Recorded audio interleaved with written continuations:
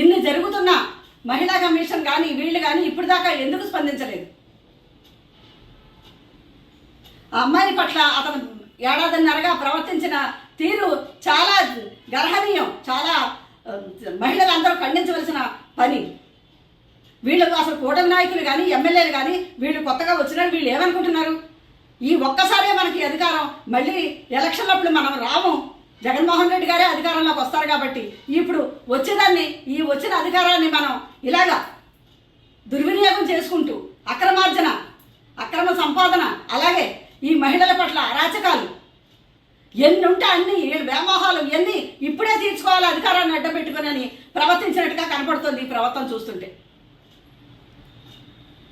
మరి ముఖ్యంగా ఈరోజు మాట్లాడాలంటే ఈ జనసేన ఎమ్మెల్యేల గురించి 22వ తారీఖున జనసేన అధ్యక్షుడు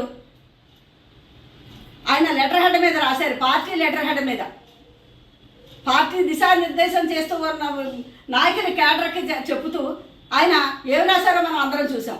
ఆ లెటర్ చూసి మొన్ననే మేము ఆశ్చర్యపోయాం. ఏంటిది, మీ మీద మీ మానసిక బలహీనతలు కానీ లేకపోతే అత్యాచారాలు ఇవన్నీ చేస్తున్నారని కానీ మీ మీద అభయోగాలు మోపడానికి సిద్ధంగా ఉన్నారు అందరూ, మీరు అప్రమత్తంగా ఉండండి అన్నారు. ఏంటండి దాని అర్థం?